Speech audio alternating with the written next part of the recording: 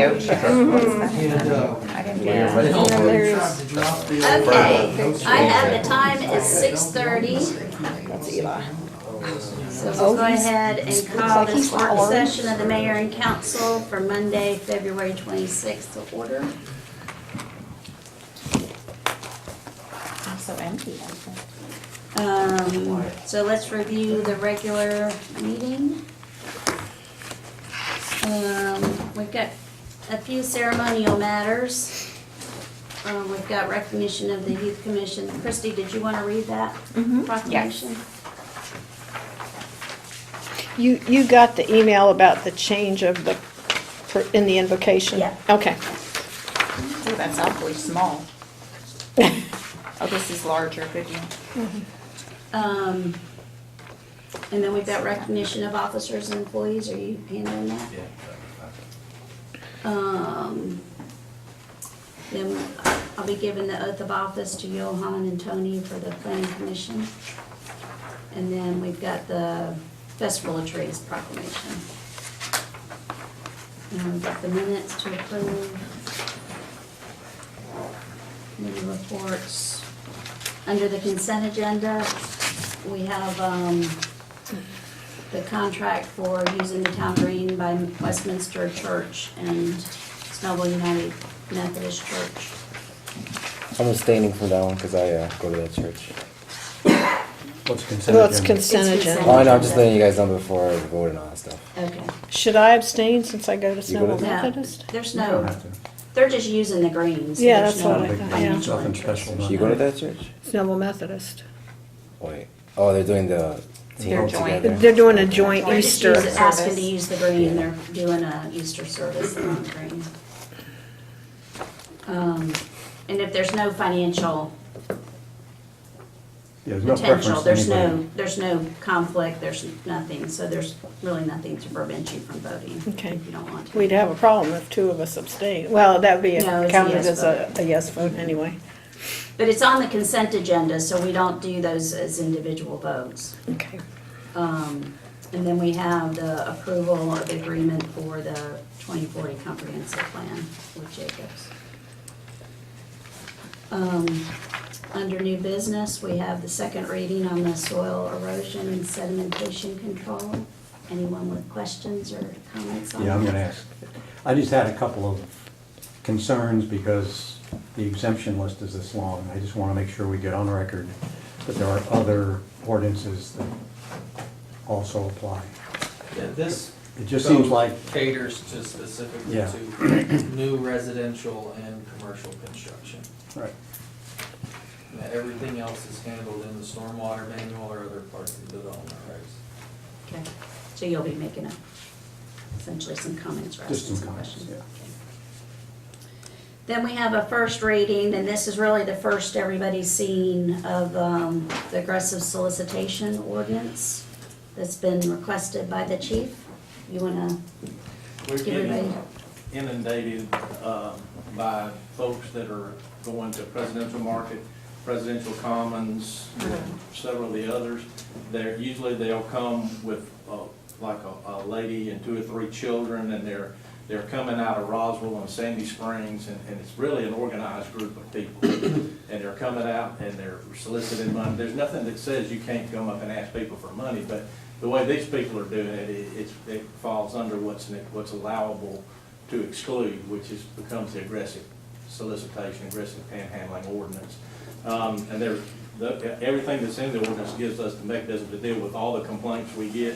We're getting a lot of people who are like posting on some of the blogs that they're afraid to go to these shopping centers at different times of day and night because of all the things that are occurring, people coming up to them.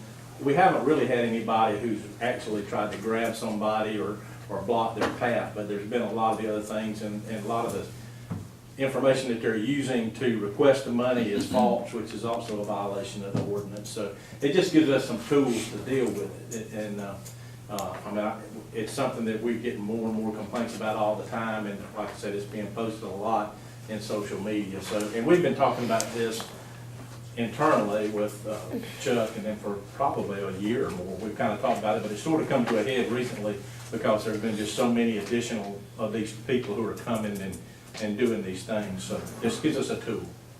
Okay. Do you or Chuck want to say anything about We were just,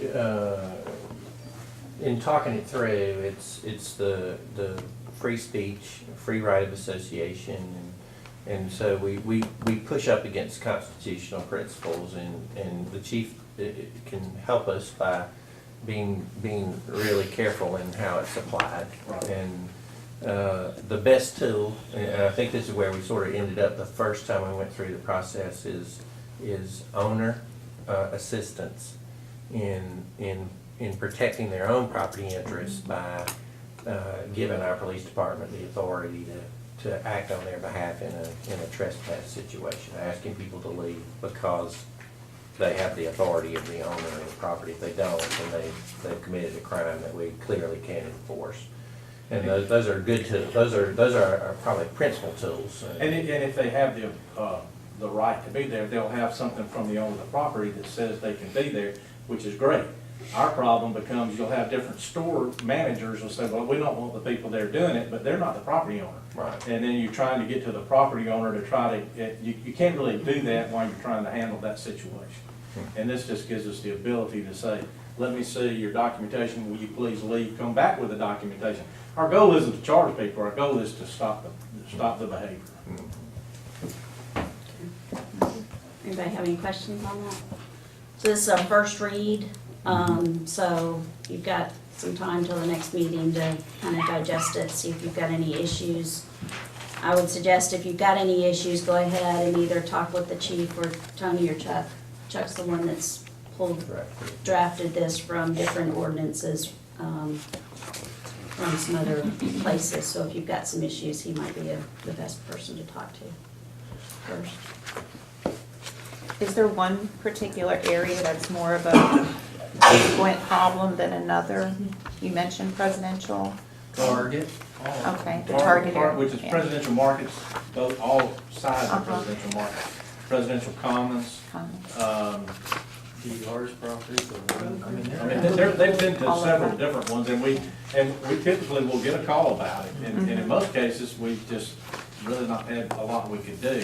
We ask them to go, but if they don't go, we can't make them. So this gives us the ability to say, if the property owner won't allow you to be here, that's all fine. But, you just need to be able to show that they did say it was okay for you to be here to do it. So they'll need something written or? Yeah, they're supposed to have something in writing to show us that says that they have been authorized to be on the property to do that. But it also Private gives us. property. Yeah, private property, but it also gives us the things that are scams, that are obvious scams, to be able to deal with those too. Because they violate the ordinance. Yeah. So that we're not misleading, I think Chuck and I both agree with the policy, the ordinance, and endorse it. The only qualm I've got about it is, we're in this area of turning off microphones and billboards and, things that we've litigated in the past when you get into the constitutional push. You just can sort of expect if we're very successful with it, there are groups that are set up just to litigate on these issues, and we may draw that The attention. issue isn't if somebody comes up and says, I'm down on my luck, I need help, because we're gonna refer them to the Southeast Co-op, other resources that are available, because if they really want help, we want to help them. Right. And they have the right to do that, they can ask for that, that's not a problem. It's these other situations that are, that's what people, so we got people who are doing it for a living, that are coming down here from other locations and setting up to do it. And they have these stories about how they don't have gas, but then they get in their car and they drive away. They don't have food for their children, but they got food all over their clothes. I mean, so it's kind of like, we know some of these things are just not true. And then we don't have to deal with whether they're true or not, as long, because if the property owner wants them to be there, they can be there. Right. This ordinance, it doesn't address the issues that we talked about regarding the farmer's market, the fall festival, where No. Same that's not constitution, included, Same yeah, constitution and same general thought right. But- is how do we regulate people soliciting? But that one's a more accepted type of solicitation. Right, it's not It was just aggressive. interfering with the target of the of what you Right, were doing. right, And, you know, right. But it is the same type of regulation that you have to, Identify a free speech area. we're protecting the same interest there, so. So this ordinance would apply in that? It would apply if they were Oh, yeah. aggressively it's different, it's not the person who, in a soft way, really is interfering with the commercial purpose of the farmer's market. You know, they're just getting into a location that is a marketable location at the farmer's market. It's a little different, they're doing it kindly and easily, but if you had aggressive people who were just, Walking soliciting. through the farmer's market, asking people for money. and Yeah, hounding them. we've never had aggressive solicitation there. We've just had people using space that Right. other vendors could see as a problem because they've paid for theirs, you Right. know, so. Okay.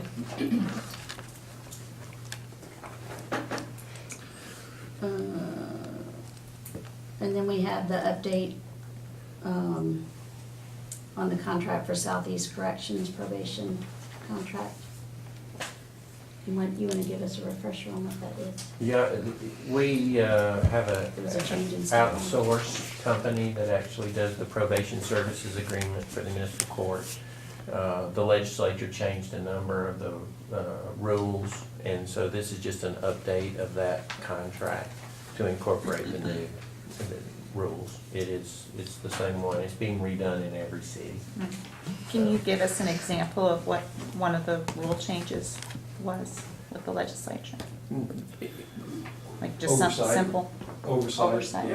There's a different group that's overseeing the super, just kind of watchdog group that's in play now. The big issues are managing the no pay, or Right. the pay only cases, as they say, where they really are cracking down on, you know, how they collect the money and not using it just as a revenue and generally for these private corporations.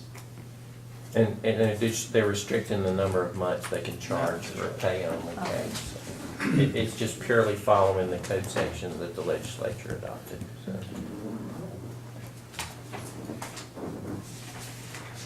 Okay.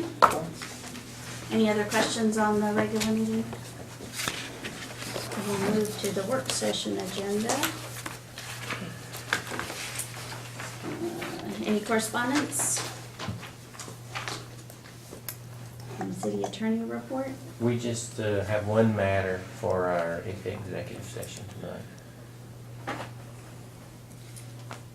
And I should just note that Butch isn't here, I think everybody here knows, because his stepdaughter just had twins today, late this afternoon, so he's in Nashville, And then being a Eli, grandpa. Eli was first, right? Eli and then was Emma. first, and then Emma came second.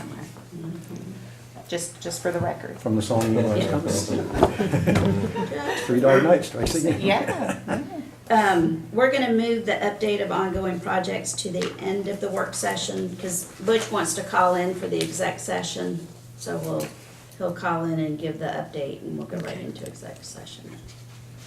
Okay, the update on joint boards tactical urbanism grant program. David, Go ahead, Dave. what the heck? What the heck was I this? have no Don't update you? other than it's in here, and I didn't know it was on here. I think Butch was gonna talk about that. Oh, He no. just put me on as a sponsor. Yeah, we just put you, that was my doing probably. Okay. So who you're- wants to, somebody wanna talk Just a about quick it? comment. So you're and free to I'll let talk. Austin comment if you'd like, but the DDA, URA, DAS boards, this was a recommendation out of their planning retreat in January. And at their last meeting, they approved Austin has done a great job of putting together an application and a guidance manual.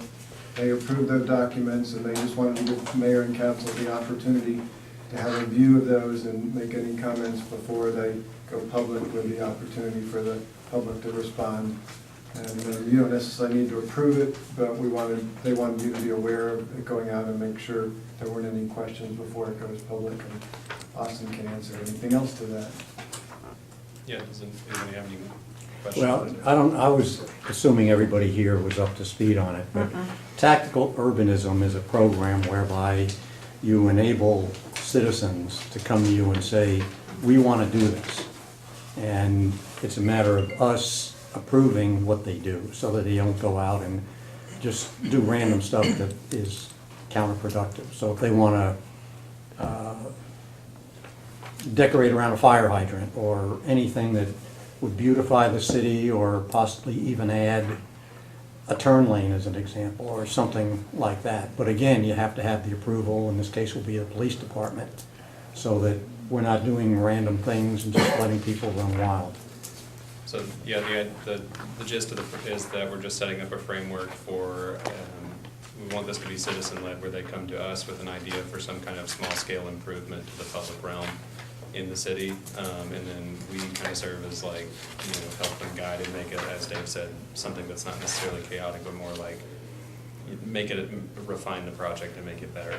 And so Eric and I have just been kind of in the process of setting up this program. The DD, the joint boards that they're referring to, are like a secondary part of the program, where after your project has been approved, you can then say, if you need some like financial help with the materials or something like that, apply for grants to help it out. But the point is that the projects will be smaller scale and temporary, to try to help see, kind of experiment with how something could work if it was to be a permanent installation. So. Kind of demonstration projects, and as Yeah. Austin said, you can bring a project to us, and planning and zoning will make sure it's not on state highways and not breaking any of those rules. And if it doesn't, if you can do it all on your own, then once planning and zoning approves it, you're done.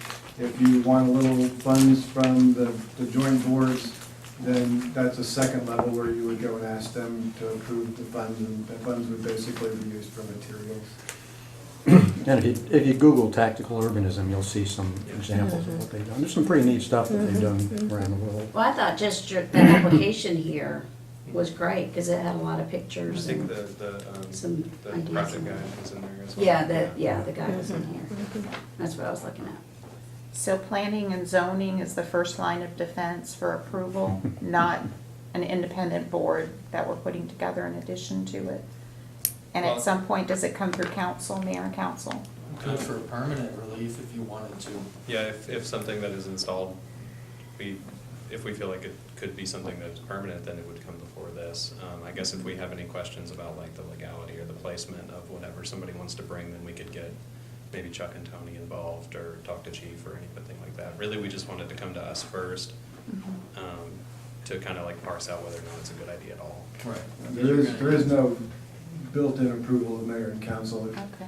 It can be done, like I say, if there's no money involved, just planning and zoning approves it, as long as it meets all the guidelines. If they want money, they can come to the boards, but we'll keep you obviously advised of what's being done, but there's not an approval required for you unless it. We could send out the applications when we get them, just so you could look at them. Right. Because they're the first few, I mean, they're gonna be pretty interesting, you don't know what's gonna come, is gonna come across the desk. It'd just be interesting to see them, Yeah. to see Yeah. what they're planning What to it, do. what it brings out. Yeah, Yes. that's what, Yeah. that's what I'm ready A to little see. scary too, on the other hand. Well, that's regulated pretty heavily, so we've got enough Okay. power to squash stuff that's not a good idea built in, so. Good, okay. Okay. Now, we have discussion of the alcohol beverage fees for farm wineries. Yeah, this one's pretty simple. If you look on page 5 of 6, when we added the ordinance and nomenclature about the farm wineries, we created basically another manufacturing facility, so we had to assign a fee to that. Jesus. And wineries are different from farm wineries, so I want to make sure they were included. We didn't raise the price or anything on your manufacturing fee, which is pretty low comparatively to everyone else, so maybe that's something we consider in the future. $570 for a brewery or a winery is a little lower than most of the counties and cities. And then we did a little bit lower, we added some clarification. A lot of our ordinance, or a lot of our alcoholic beverages start with a standalone license, and then you add on these supplemental licenses. Like for the farm winery, you would have a manufacturing license, You would also have to have on the back sheet a farm winery tasting room license. And then if you wanted to also sell, you would also need a package license for people to walk out. So you could have 2 or 3 different licenses, and that's kind of how the rest of the counties and the cities handle it. Their base licenses and then supplemental licenses. We also added the brew pub because it wasn't in there, even though it was in the ordinance, and the wine tasting event license, which anybody could have. Like if Publix wanted to have a wine tasting, they could have that as a supplemental license. So those were the changes that we made. We wanted to just, get any feedback from you guys, and then we'll get it adopted. I think it's just one reading. Also, all these other numbers don't really matter, they're staying all the same? These are the two Yeah, we things? didn't change any And numbers.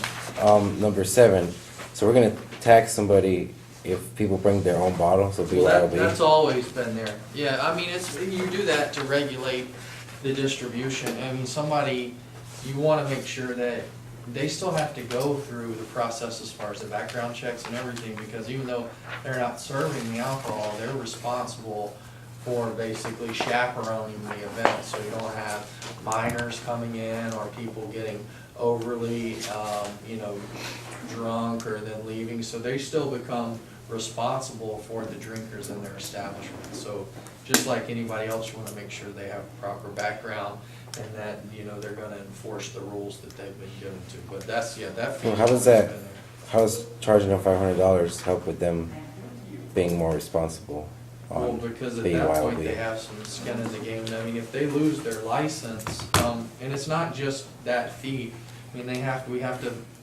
process the license, we have to, they have to do a survey, an alcohol study, we have to review it. So just like with any other license and permit, there's a lot of staff time involved too, and that covers some of that. Where does, I know at one time there was, I don't know if it still does, but there was a nail salon that was serving That's wine. the Nail. Personal Where, service. where would that Personal fall service in? amenity, number 8. Personal, Service amenity, number 8. number 8, okay, I see.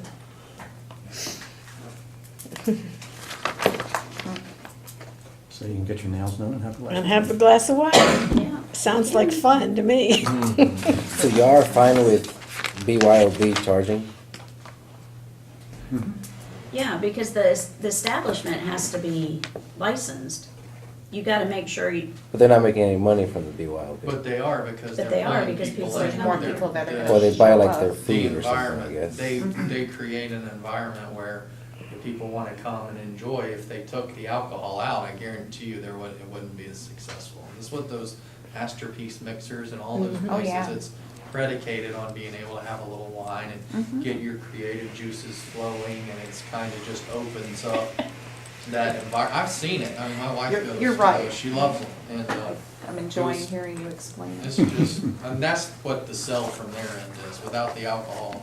And we don't have any without alcohol, so, we've got Cobblestone, but Masterpiece Mixers, they were actually thinking about moving in next to 12 Stone, which has kind of caused a problem because of the distance Oh, requirements. hmm.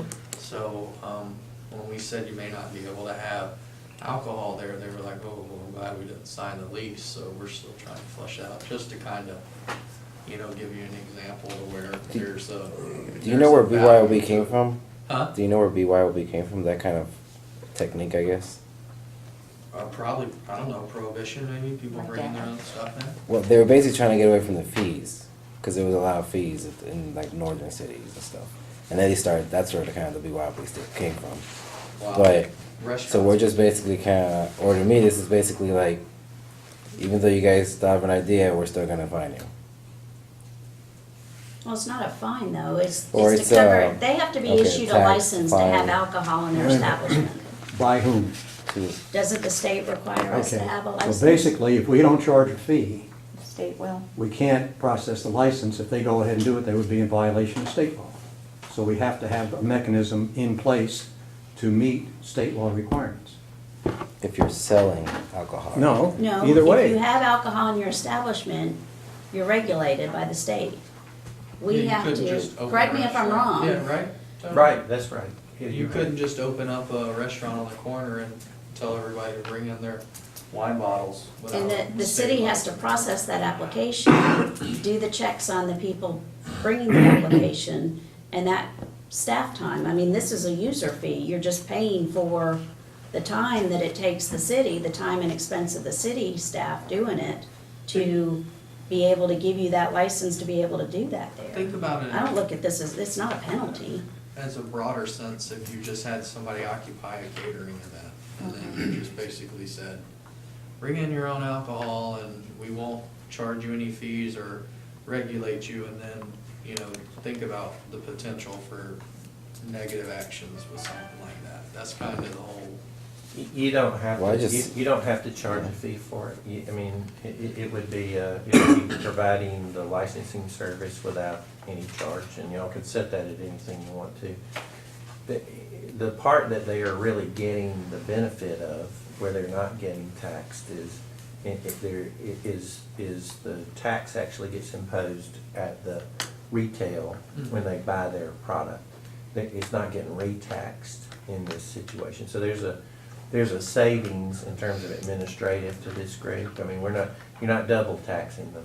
You're just, the tax gets applied at Walmart when they buy the Well, they don't, you know, the alcohol, and then they bring it with them. establishment doesn't pay any of that. That's right. The user does. So, Right. But they collect it, you know, it becomes part of that process, and by the drink sales. If they were buying drinks there would be a tax component. Yeah, They're excise bypassing tax. that tax component, and so by the bottle. Now, will they also have to pay, well, number 3, the filing fee, number 4, administrative fee, will they pay those also in addition to the, I think those are, yeah, those are on the BYOB? top, but the filing fee, you don't, that's only for an for appeal. Board of Appeals? Mhm. But what about the administrative fee? Yeah, Is those that, are on there too. and then- so is that in addition to the, Yeah, the art shop would be $700 okay? for the initial, then the renewal is not that much, I don't think, every year. And I'm sure the owners would, you know, prefer not to pay anything, but they ask to be put on the list. You know, they want to be licensed through the state and have the ability to do that. If they didn't, they couldn't. They could not have this. If they didn't get a license from the city, they couldn't do it. You know, it would be a violation of the state law. So they ask. I mean, they're appreciative of the council approving all these additional ways to serve alcohol. We did a little fee survey too of everybody in the city too, if anybody's interested in this. So you can compare them, we're pretty low compared to everybody else too for most of these. Okay. So this, are you anticipating having this on the next council meeting? You can, if you guys wanna think about it, if you wanna add it tonight, you could add it on tonight too if you want to. No, I'd rather, something like this, I'd rather it Okay. be advertised and we'll put it on the next meeting.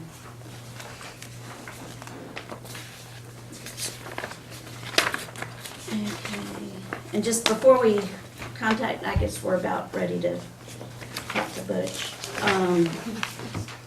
But just, I've got the GMA plan, you know, the registration form for GMA this summer. Just wondering who all's going or. I'm in. I'm not completely sure. I'll probably go.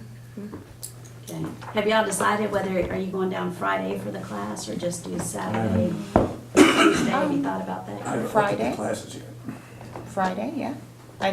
I guess we need to get all that in, don't we? Yeah. Get it turned Will- in as of, Will what was we, the deadline? will we get a Friday? list of the classes It's offered? Thursday. When do you make the call? I think March 7th is Okay, so we need to do that like By March 7th. I think Today or I asked tomorrow? for Yeah. it, Okay. yeah, pretty by quickly. next Friday, or by this Friday. Yeah. I think I had on my think it's calendar a March week 1st. early, I do that. I was just wondering. Yeah. It's not a, So what, is there something I need to do for that? Or You need to look at the classes and pick the ones you want. And pick your hotel, And your pick your hotel. classes, pick everything. Is it on? It's in the attachment here, let's see. The Yeah, class. she Where? sent it out some time The ago. attachment. Oh, Yeah, okay, it's from I'm a sorry, while I missed ago. it. and if you want help with that, Gretchen, just call me or Dave, or we'll kind of Okay. walk you through what happens down there and when you might want to go. Because the classes, there's one Friday afternoon from Yeah. like 2 to 5. Yeah. I may not No, do that, I Friday. may just go down Friday They afternoon. broke it, they used to all be 6-hour classes a few years ago. They went to some 3 hours and some 6 hours on Saturday. Stretched it out so much. to Yeah. Like Yeah. a Tuesday. Like, there's classes on Nothing Tuesday, on and I'm not Sunday. doing that, I'm coming on sometime Monday. Can be done by noon on Tuesday. Kind of thing, but Okay. It's a lot of information, good information, I think. I'll go Okay. back and look at that. So you wanna Okay. get Butch on the phone and we'll do the project update and then we'll go into exec session.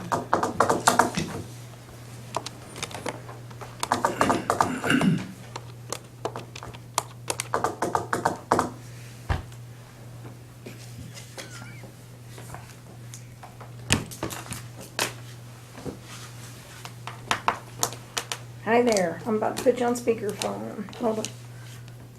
Okay. Okay, you're on.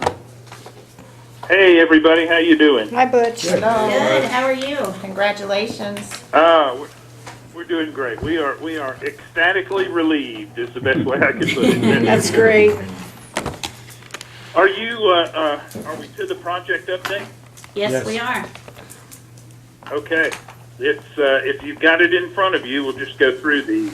Okay.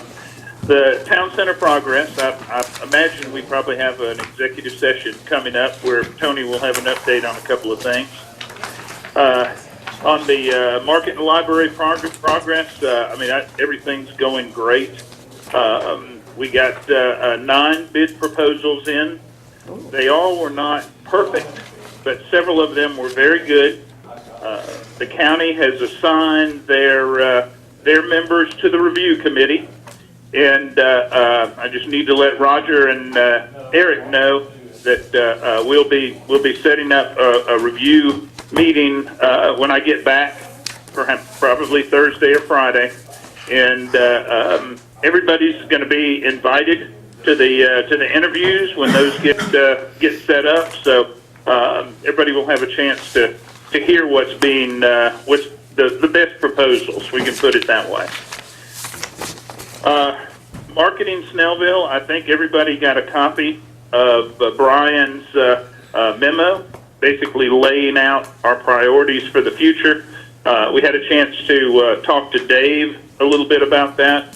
I think that there are several things that we have to price out and flesh out, but you'll be hearing more along these lines over time as we make progress in these different areas.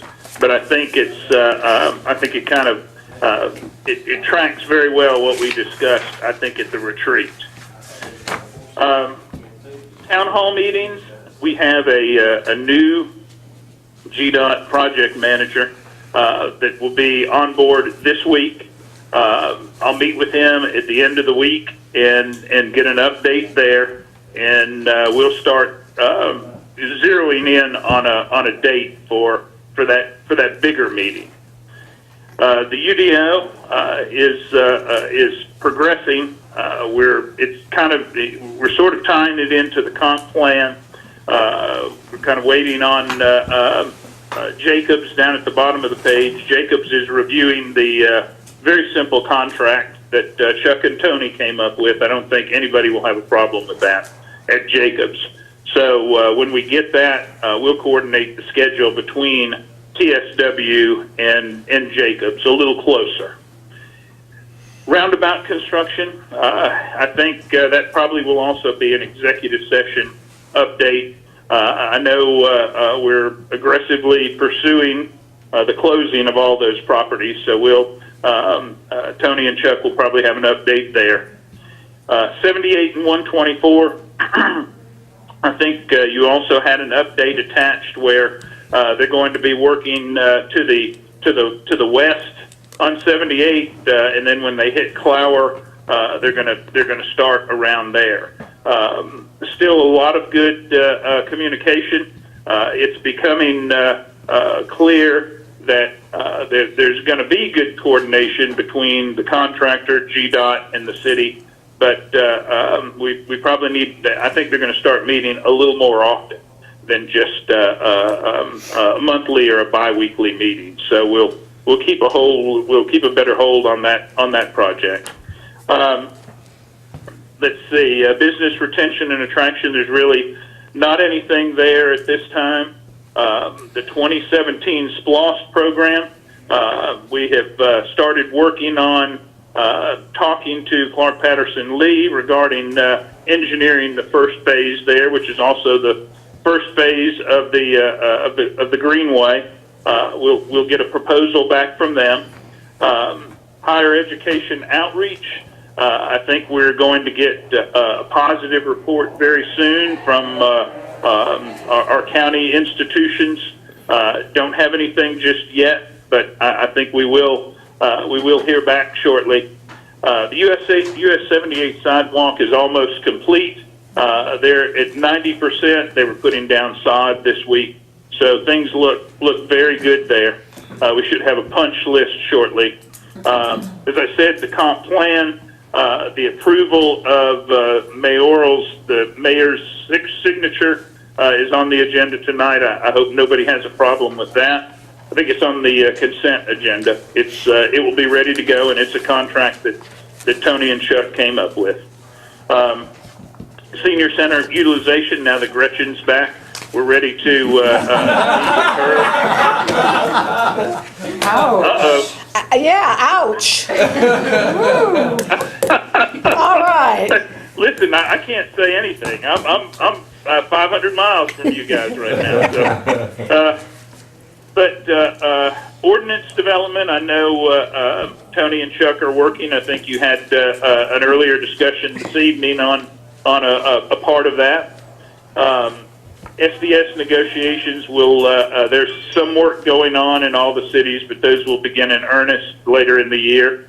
And as I said, long-term planning, I'm putting as much as I can in the FY19 budget, and we'll have a good discussion about that when I hear back from the department heads and get everything put in there.